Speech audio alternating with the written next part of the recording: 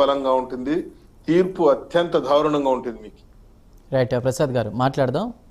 రామ్మోహన్ రావు గారు మీరు ఎలా చూస్తారు దీనికి సంబంధించి? అంటే ఎవరైతే ఇందులో కొంతమంది నిందితులు ఉన్నారో వాళ్ళు నేర అంగీకారాన్ని ఒప్పుకోవడానికి ప్రయత్నిస్తున్నా కూడా వాళ్ళకి తెలియకుండా కూడా కోర్టులో పిటిషన్లు వేస్తున్నారు. దీన్ని ఎలా చూడాలి?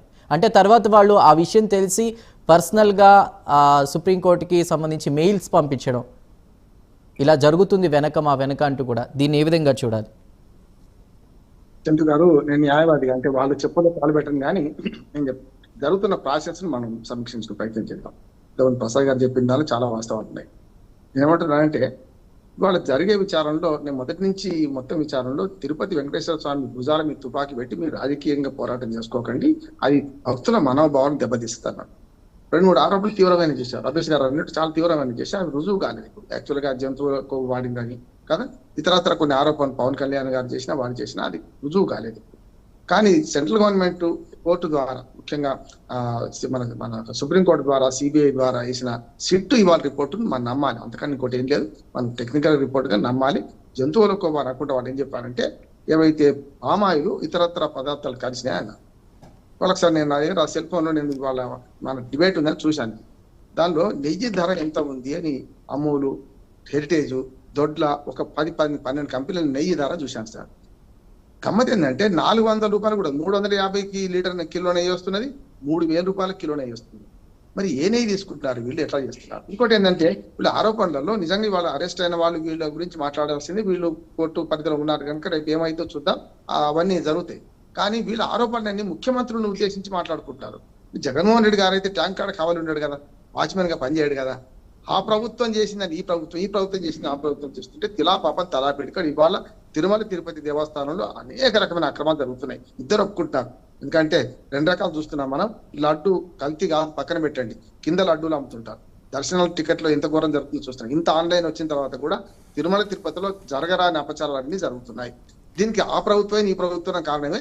అందులో తిష్ట వేసుకొని కూర్చున్న అధికారులు, నాయకులు వీళ్ళందరూ కూడా కారణమే. అప్పుడు ఉన్నారు, ఇప్పుడు ఉన్నారు, 2 జరుగుతున్నాయి. కనుక ఇప్పుడు చేయాల్సింది ఏంటంటే ఒక ఆరోపణ చేసినప్పుడు ఆరోపణ రుజువులు కూడా ఉండాలి కదా.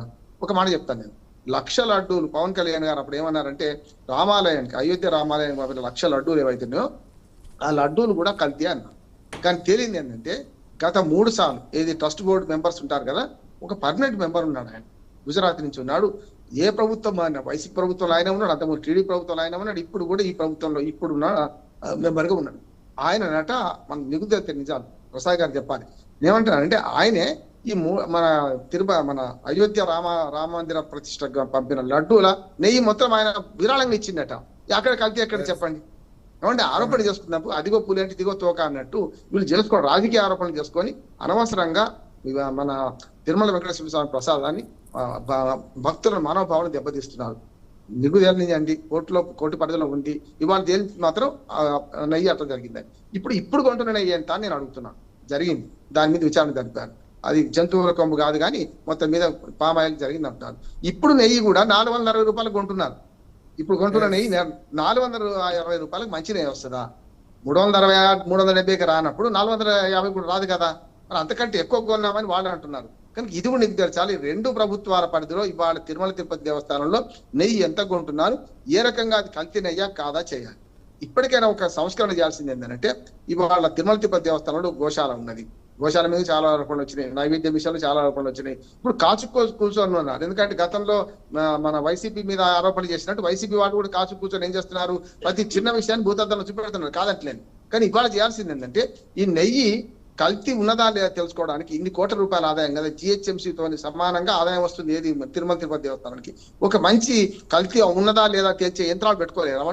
ఇప్పుడు కొంటున్నామని అంటున్నారు కానీ మొదటి చెందుకోలేదు అంటున్నాడు. ఇప్పటికైనా సరే ఏ ప్రభుత్వం సప్లై చేసిన నెయ్యి, ఏ ప్రభుత్వంలో ఉన్న సప్లై అవుతున్న నెయ్యి కానీ కరెక్టా కాదా తేల్చడానికి అవసరమైన యంత్రాంగం తయారు చేస్తారు. ఇది భక్తుల మనోభావాలకి సంబంధించిన విషయం, కఠినమైనటువంటి దీనికి సంబంధించి పర్యవేక్షణ ఉండాలి. ఒకటే మాట ఏమైందంటే ఇప్పుడు చేయాల్సింది ఏంటంటే గోశాల ఉంది కదా, తమ నెయ్యిని తామే ఎందుకు తయారు చేసుకోవద్దు అంటున్నాను. ఇంత పెద్ద యంత్రాంగం ఉన్నప్పుడు గోశాల మెయింటైన్ చేయలేకపోతున్నారు, చచ్చిపోతున్నాయి, ప్రతి నెల చచ్చిపోతాయి. అది మళ్ళీ ఆరోపణ ఇంకో రకంగా పోతుంది. కనుక ఇప్పటికైనా తిరుమల తిరుపతి దేవస్థానం 2 చేయాలి.